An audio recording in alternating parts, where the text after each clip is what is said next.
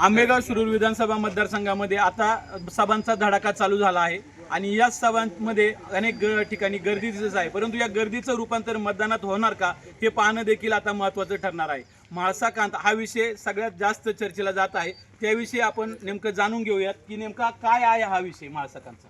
म्हाळसाकांत हा विषय असा आहे की आंबेगाव तालुक्याच्या पूर्व भागातील लोणी, धामणी, शिरदाळे, पाडदारा, मांदळवाडी, वडगाव पीठ ही डिंब धरणाच्या पाण्यापासून वंचित असणारी गावं आहे। या भागातील सर्व शेती ही पावसाच्या पाण्यावरती अवलंबून असणारी शेती आहे आणि ह्या शेतीला डिंब धरणाच्या पाणी मिळावं म्हणून एक म्हाळसाकांत जलसिंचन योजनेचं ह्या भागामध्ये एक प्रकल्प उभा करायचा आहे आणि त्या प्रकल्पाद्वारे ह्या भागातील शेतीला पाणी द्यायचा हा एक म्हाळसाकांचा विषय आहे। काल जी शरद पवारांची सभा झाली त्या सभेमध्ये त्यांनी डिंबे धरण्याविषयी एक ब्रश शब्द देखील काढला नाही, याविषयी तुमचं काय मत आहे?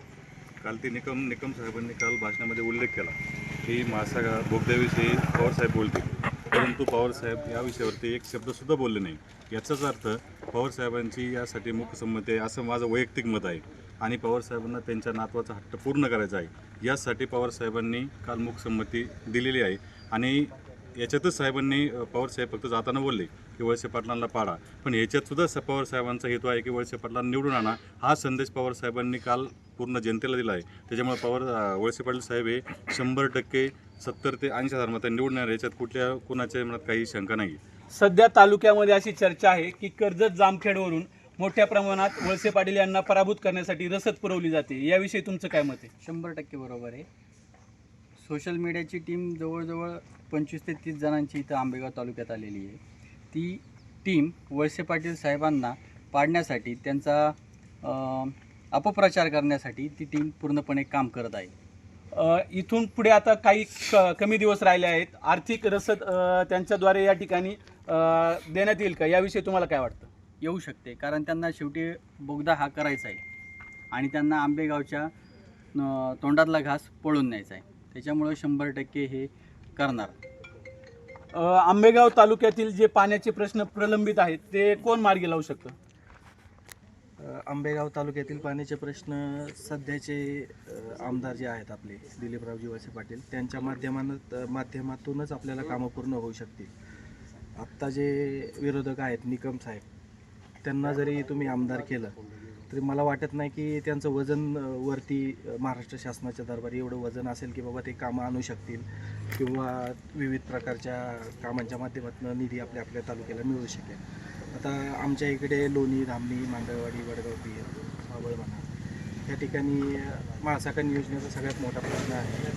आता याच्यात काय आहे की रोहित पवार जे आहेत कर्जत जामखेड, इकडं खाली पारनेरला निलेश लंके आहेत, तर नगर तालुक्याला नगर जिल्ह्याला जो पाणी त्यांना न्यायचं आहे माणिकडोहमधनं म्हणजे डिंब्यामधनं माणिकडोहमध्ये बोगदा करायचा आहे। तर याच्यात विषय असा आहे की वळसे पाटील साहेबांनी एक्स्ट्राचं जे पाणी आहे जे आपल्याला येतं की बाबा चला एक्स्ट्रा पाणी कसं आहे आपण देतो, दातृत्व भाव म्हणू शकतो त्याला की बाबा एक्स्ट्रा जे पाणी आहे ते नेलं तरी आम्हाला काय हरकत नाही आहे, ह्याच्यासाठी मान्यता दिली होती। पण विरोधक काय करतात, त्यांचं ते एक लेटर 2018चं हे करतात, पब्लिश करतात त्यांनी बाबा की यांना मंजुरी दिली, अमकं केलं तमकं केलं, असा काही विषय नाही आहे। यांनी नंतर तो सगळा प्लॅन चेंज करून खाली बाबा धरणाच्या बोगद्याला म्हणजे तळाला बोगदा पाडायचा आणि पाणी तिकडं न्यायचं।